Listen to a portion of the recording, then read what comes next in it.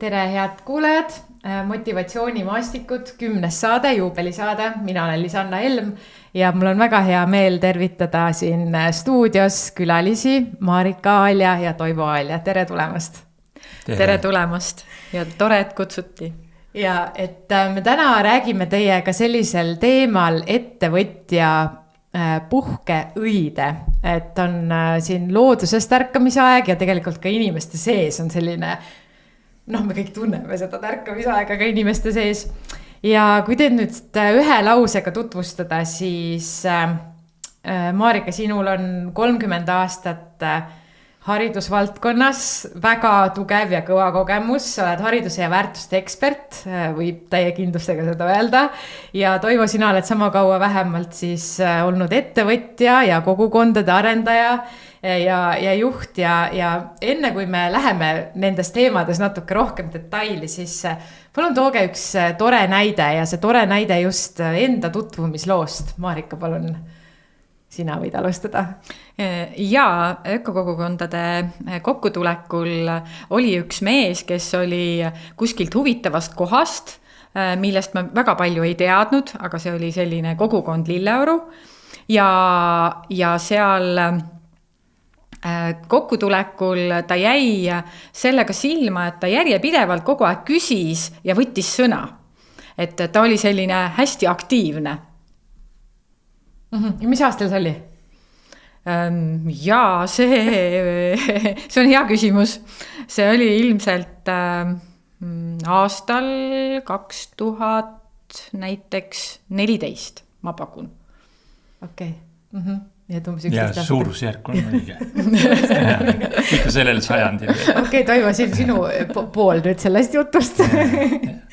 Ja mul oli sama tähelepanek oli, meil oli kus ma Marikat nagu kuidagi ta nagu eristus kõikidest seltskondadest oli just see sama ökokülade või siis kogu Eesti organisatsiooni kogunemine oli ja tegelikult valitsus tookord kutsus meid üles Toompeale kõiki organisatsiooni liikmeid, sest tolleks ajaks juba oli peaaegu seeme pandud mulda siis rahvusvahelise ehk siis üleilmse kogukondade konverentsi korraldamiseks Eestis. Ja siis nii-öelda valitsus kutsus meid sinna ja meid oli seal päris palju ja siis sinna sai kutsutud ka erinevaid, kes on varem silma jäänud aktiviste ja sealhulgas siis Marika. Ja mis mul tema puhul silma jäi, oli see, et niisugune stoiline rahu ja elegantsus. Et nagu vaatas nii ja nii, et ei ta ei kuskil siis ei tükkin nii-öelda sõnavõtva ega seda, aga et mind nagu köitis selline nii-öelda kuidagi selline hea eneseteadlikkus, selline rahumeelsus, ei tormand, vaatas ja nii edasi, nii et siis ma panin endale nii kõrva taha, et huvitav oleks selle naisterahvaga rohkem tuttavaks saada. Väga lähe. Ja mõtled, natuke jätate sellist müstiliste salapära ka, et kui keegi väga tahab tulla, siis tuleb teile külla tulla Freiberghausi siis Mehikoormasse, eks ju. Aga mis mulle veel on kõrvalt nagu silma jäänud, et mainisite ka mõlemad kogukondi praegu oma selles vastuses, et kõik teie ettevõtmised, ükskõik milline ettevõtmine võtta, see on alati näoga kogukonna poole. Mulle tundub vähemalt, et see on nii nagu tugevalt sees ja seal on nii tugev see väärtustega nagu kontakt sees, inimeseks olemisega kontakt sees, kuidas inimene areneb, sellega seos. Et mis on teie jaoks need kõige olulisemad väärtused, mida te tahate läbi oma tegevuse inimestele anda, Marika? Just praegusel hetkel? Just praegusel hetkel. Et jaa, kui niimoodi väärtustesse vaadata, siis iga inimene on oluline, iga kogukonna liikme panus, tema valmisolek teha kas vähe või palju, täpselt nii palju, kui temal sellel hetkel on võimalus ja ükskõik millisel viisil, et kas ta panustab aega, kas ta panustab oma tegemistega või hoopis finantsiliselt või hoopis veel mingil muul moel. Et iga kogukonna liige on väärtuslik ja oluline ja tema panus, sõltumata sellest, milline ta täpselt on sellel hetkel kõige parem ja vajalikum sellele meie Mehhikoorma kogukonnale. Okei, et kas ma saan õigesti siis aru, et teie jaoks on kõige olulisem leida üles see, et mis on siis see, kui inimene tahab panustada, et mis ja siis kuidas täpsemalt ta seda teha saab, ja see tuua nagu esile, et tegelikult iga ühes on see olemas. Igas ühes on olemas see säde ja panustamise soov ja lihtsalt, et kuidas läbi suhtlemise, läbi erinevate koostegemiste leida igale ühele see, mis on just tema see kirss tordil, mida ta tahab teha ja millest särada.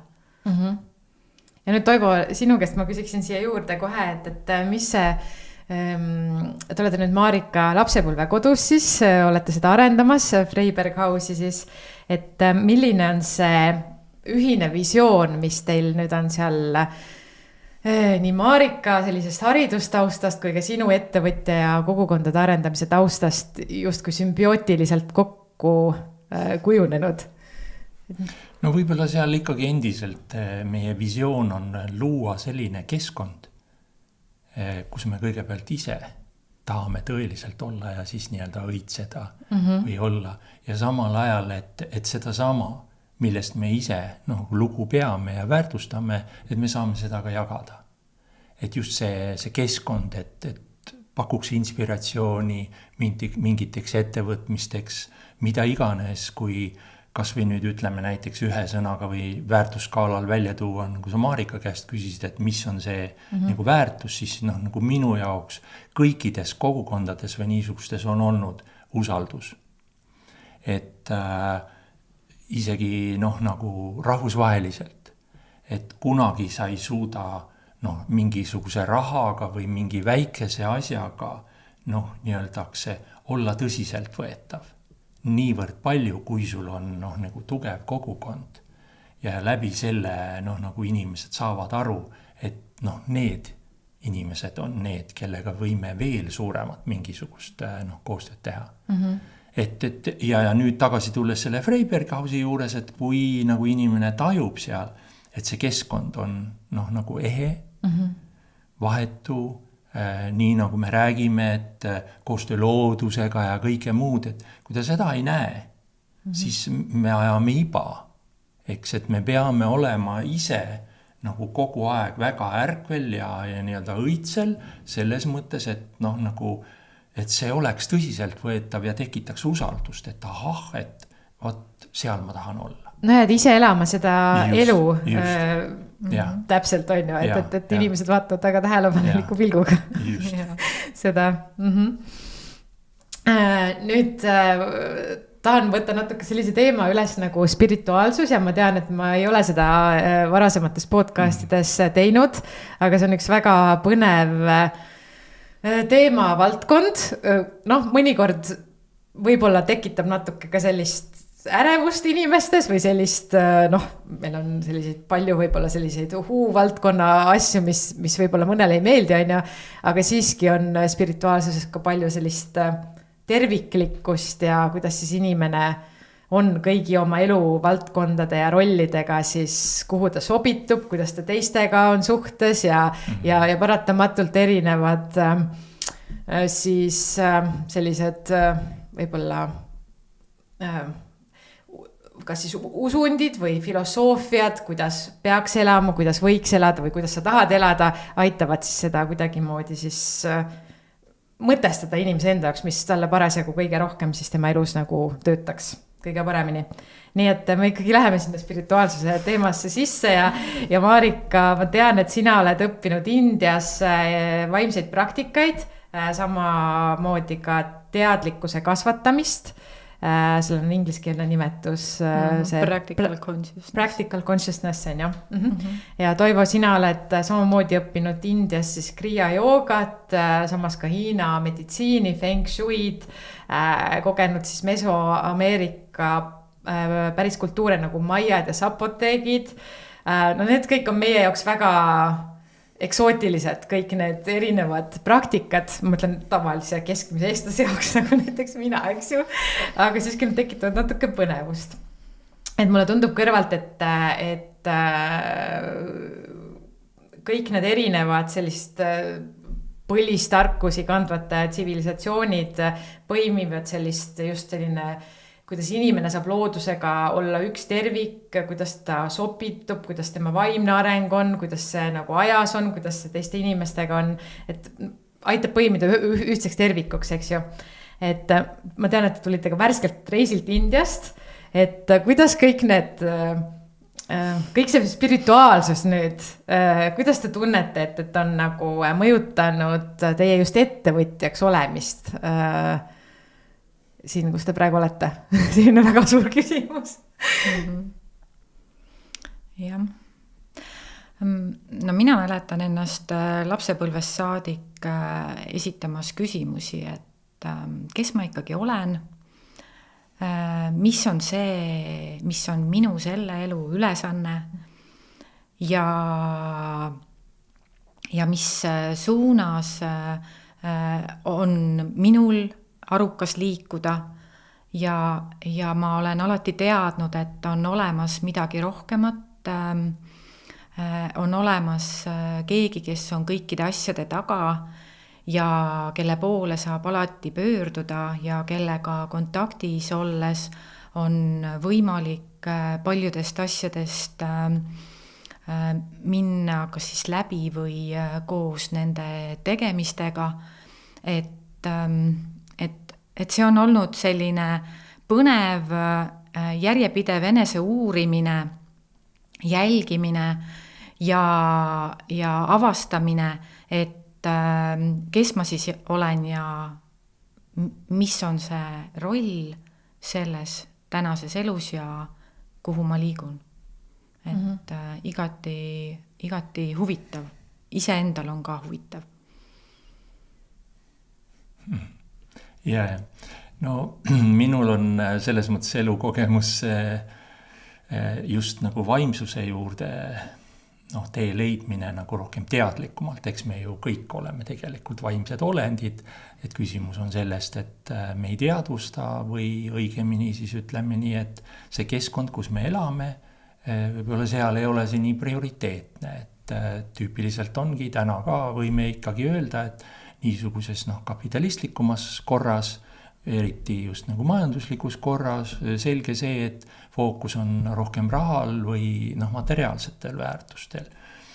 Aga samal ajal tegelikult ka väga suured ärimehed ja nii edasi kuuluvad tihtilugu ka erinevatesse ka usuorganisatsioonidesse ja nii edasi, nad teavad, et tegelikult nii nagu juba Marika ütles, et nagu ikkagi päris nagu inimene ei ole see lõpuni looduse kuningas, et ütleb nii ja tuleb ja pigem on käibel ka seal ringkondades see sõna, et me plaanime, aga läheb tegelikult nii, nagu looja tahab.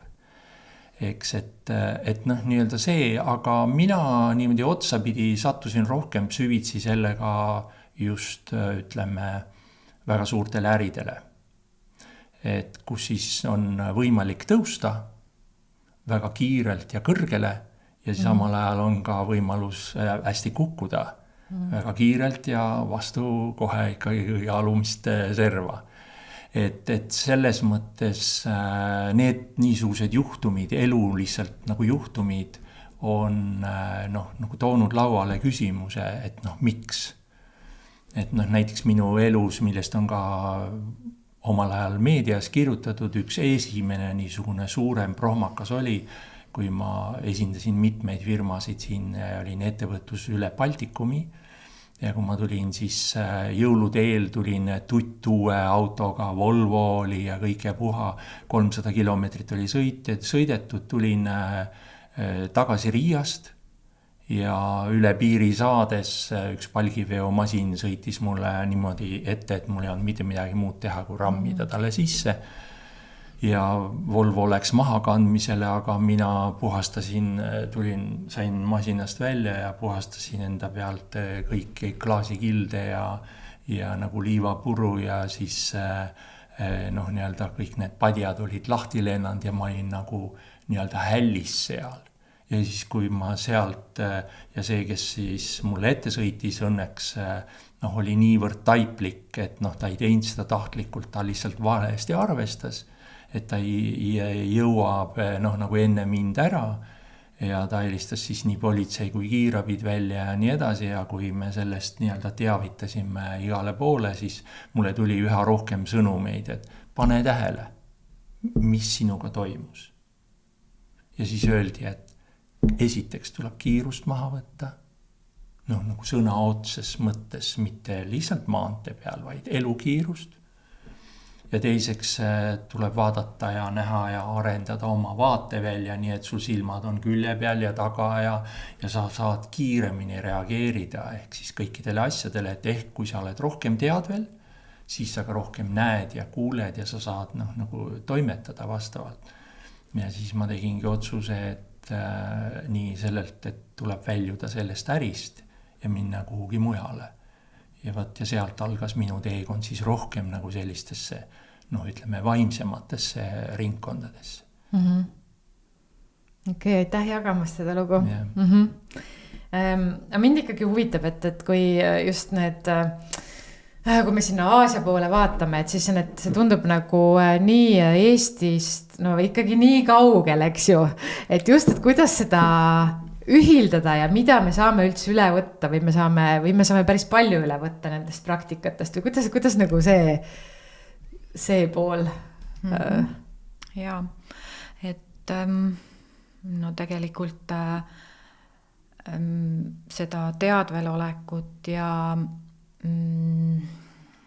seda, et ma olen igas hetkes kohal ja päriselt kasutan neid ülivõimeid, mis inimesel tegelikult olemas on, seesama arusaamine, sa päriselt süvened millessegi, puurid detail, oled päriselt kohal selles teemas, et need võimed on meil ju kõigil olemas, et siin on nüüd küsimus, kui palju me kasutame neid ja kas meil on mingisugused sellised segavad faktorid mingite tüütute näiteks selliste segavate mõtete näol, nagu näiteks, et ma ei tule sellega toime või et ma ei saa sellega hakkama või et ma ei ole piisavalt hea selleks, mida ma parajasti uurin ja teen. Et kui me suudame tulla välja sellest mõtete karussellist, millega kaasnevad igasugused emotsioonid ja tunded, et kui me suudame need kõrvale jätta ja päriselt kohal olla selles teemas, mida me parajasti uurime ja millega me tegeleme, siis me oleme super head. Et neid võimeid on, kui me neid võime nimetada võimeteks, et neid on võimalik igaühel ise endas treenida. Et ja seda saab igapäevaselt ka jälgida. Sa väga selgelt märkad, kas sa oled tegelikult kohal või sa mõtled umbes selle peale, et huvitav, mis ma nüüd täna järgmiseks hakkan tegema või et kus su tähelepanu fookus tegelikult on.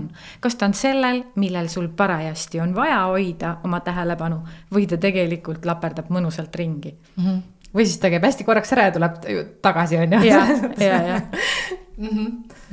Ma lisaksin siia nii palju, kui sa küsisid sellest kopeerimisest, et näiteks, et need on kõik kauged kultuurid nagu meile, et siis mida ma olen just ka läbi ettevõtluse, kui me räägime just ka ettevõtja võtmes, kogenud oli see, et näiteks kui ka Eesti iseseisvumise ajal siin tekkis ju tohutult võimalusi ettevõtlusteks ja kõike muud ja siis, kui meil ka Eestis asutati noorte ettevõtjate koda, et siis kuidas paremini nagu öelda ettevõtlust teha ja efektiivsemalt, sest et tegelikult tolle aja ju haridussüsteem ega nii edasi väga ei toetanud seda, sest kõik oli tsentraliseeritud, niisugust oma algatust, oma ettevõtlust ju kuskil nii ei soodustatud. Ja siis oli ka niimoodi, et meil tuli niisuguseks Eesti noorte ettevõtjate koja rahvusvaheliseks üheks mentoriks tuli Londoni koda. Ja meil oli selle üle väga hea meel, et sealt tuli ettepanek, sellepärast esiteks oli keel, et inglise keelt saada ja praktiseerida, sest kogu ärimaailm ikkagi kasutab väga palju enamuses inglise keelt. Ja teine oli siis see, et seal olid olemas juba ammustest aegadest erinevad niisugused, ütleme, põhimõtted. Kas või kui põhikirjani välja ja igasugused muud asjad. Ja siis, kui me sealt saime ka raamatuid ettevõtluse kohta ja nii edasi, Londoni koja juhtivad ettevõtjad ütlesid, et ärge kunagi 100% kopeerige, vaid kohandage, nii nagu inimene ise kohaneb ühte või teise keskkonda. Samamoodi kohandage see oma keskkonda. Eesti on Eesti ja ei ole Ühendkuningriigid. Ja sama kehtib nüüd, ütleme, ükskõik kas jooga või mis iganes kellegi põlisrahvaste ammu kestnud traditsioonide kohta, et aga võtame sealt parimad. Sest et juba ka aeg on edasi läinud ja siin on igasuguseid näiteid tuuakse täna ju ka muutustest, et kuni sinnamaani, et täna ei ole enam meil liiklusvahendiks hobune, eks.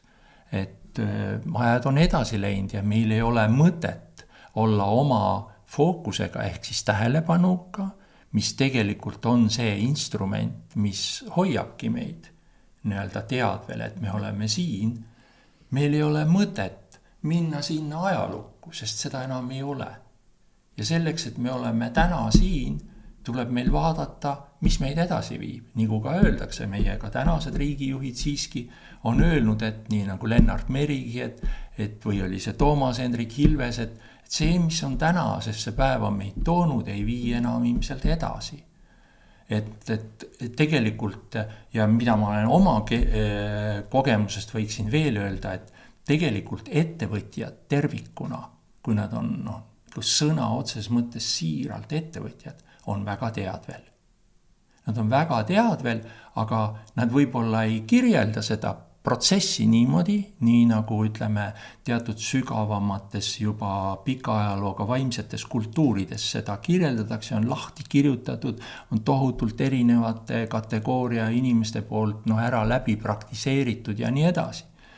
Et siis, et tegelikult jällegi inimestes on see olemas, aga siis mis toimub, on see, et me ikkagi nagu ütleme, et inimene on unustaja. Siis ta unustab ennast ära, siis ta unustab ennast minevikku kinni ja siis ta läheb uitama tulevikku, aga ei ole siin ja praegu. Vot nii palju minu poolt kommentaariks. Aga see sama, et inimene unustab ja kas see natuke siis võib-olla hoiab teda tagasi sellest samast õide puhkemisest ka, et kui ta tahaks nagu õide puhkeda, aga ta unustab või laseb ennast täitsa mitte teadlikult ja tahtlikult tõmmata enda mõtete karussellil ennast jälle kaasa, et siis ta ongi nii-öelda poole jalaga kuskil natuke minevikus on ju. Et, aga ma lähen siit edasi, et kuidas siis näiteks kui inimene tuleb nüüd Freiberg House'i on ju, tuleb teie juurde, tal on tõesti selline sügav soov, et ma tõesti tahan nüüd õide puhkeda ja ma ei viitsi enam oma vanadel karussellidel sõita ringi, siis mis te teete temaga seal koha peal? Mis saama hakkab, kui inimene tuleb näiteks sellise igatsusega? Jaa, see on väga vahva igatsus igal juhul. Ehk siis, et see suund või siht või soov on paigas juba. Et see on tegelikult esimene. Või me võime seda tahteks nimetada või soov, tahe, soov või selline siht on olemas. See on number 1. Ehk siis, et ma olen endast teinud otsuse, et ma tahan õitsele puhkeda. et kui see on juba olemas, siis sealt edasi saame meie küll aidata. Aga ega me siis täna me saame inimest suunata natuke niimoodi ja üht-teist jagada enda kogemustest. ja me saame talle pakkuda imelist keskkonda, kus tal on kõik selleks võimalik, me saame väga head toitu pakkuda, me saame temaga koos seda valmistada ja me saame erinevaid väljasõite meie juurest teha, et ta saaks ollagi näiteks päriselt metsarajal kontaktis loodusega. Mitte, et ta mõtleb oma mõtteid seal metsarajal, vaid et ta märkab päriselt, et päike on väljas ja linnud laulavad ja päriselt on kevad käes. Et neid ehedaid kohal olemise praktikaid saame me suunata erineval moel, erinevas hetkes ja erinevatel väljasõitudel. No mina tahaksin lisada see, mis on minu jaoks üks nagu selline kuldne põhimõte on see, et meie avatus, lahkus, ja sealt tuleb siis see nagu teatud mõttes usaldus või ka turvalisus, et inimene saaks nagu ise avaneda. Et kui ta näeb, et miski on nagu vale või ei sobitu talle, siis ta loomulikult ka hoiab kinni, kas või siis jällegi sama mõtetes on ta kuskil kodus või kuskil mujal, aga kui ta tajub ära see, ehk siis teiste sõnadega öeldakse ka, et see meelsus, et kui ta näeb, et vau, et siin on ta oodatud ja et me ei suru peale midagi. Et ütle, et kuule nüüd siis see on ainuõige ja nii edasi. Ei, eeskätt meie ülesanne või vähem mina näen seda, on aidata tal jõuda siis tundmiseni tema oma sisemise südame nii-öelda sõnadeni. Et ta saab aru, mida tema süda, mis on kõige olulisem teatud määral ju tema jaoks, sest keegi teine ei saa avada seda. Ja nii nagu ka meditsiinis öeldakse, et me võime inimesele tervendamiseks anda mida iganes, tablette ja kõike, kui tal endal, nagu Marika ütles, kõigepealt ei ole seda valmisolekut, tahet. Et kui see tahe on, siis sa nagu näitad lihtsalt talle, oled lahke ja ütled, et võimalusi on tegelikult lõputult. Aga nüüd sina oled see, kes tegelikult enda jaoks peab otsustama, mis teed ta siis läheb. Ja võt seal me saame siis nagu aidata, et kuule, et näed, maailmas on nii palju erinevaid praktikaid, me teeme nii, on sellised kogemused ja nii edasi, et nagu kõigepealt ta tunneks ennast hästi. Ja siis hakkab olema, et ta kuulab ennast, ta saab aru, ta näeb ja siis ta hakkab ka kõike märkama, et tegelikult kõik õitseb. Ja siin podcasti lõpetuseks ma tahaks küsida seda, et kuidas te ise tunnete oma õide puhkemise aspektist siis, et see on huvitav sõna tuli üle mulle, et kus maal te olete, mis on need järgmised õied, mis filosoofilises mõttes võib-olla on esile tulemas?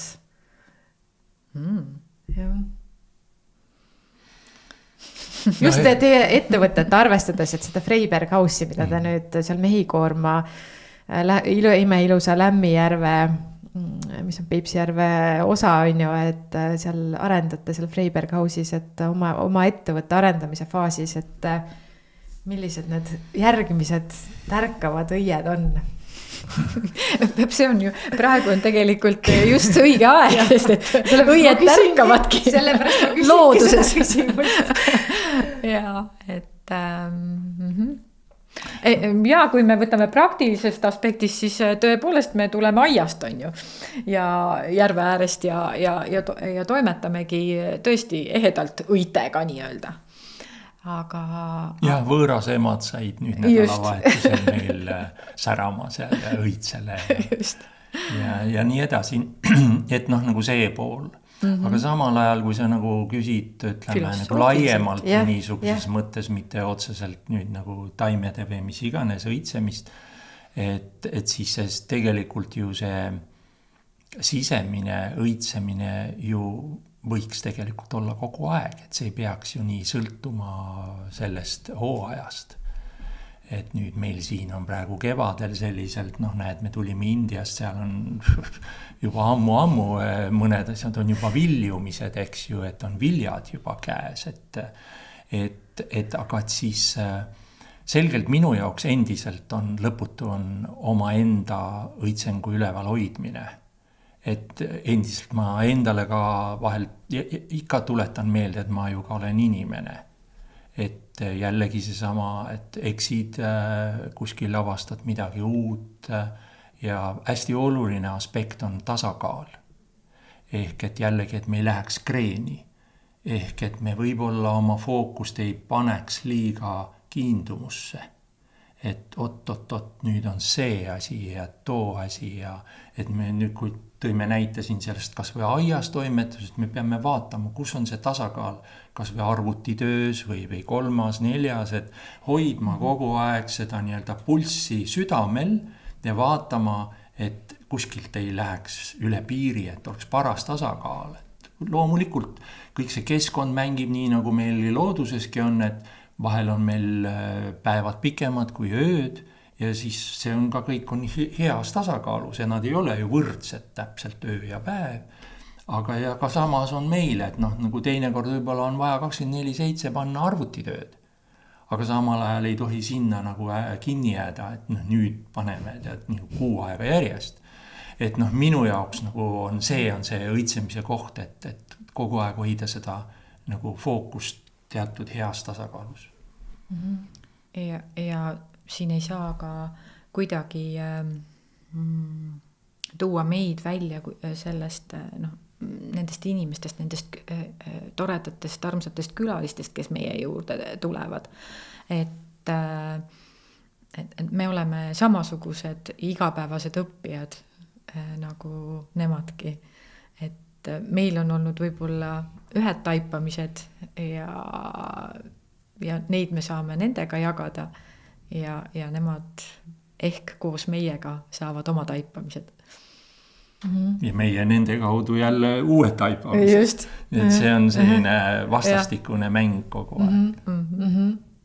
No väga, väga tore, et mis mulle siit vestlusest kõlama jäi kõige rohkem.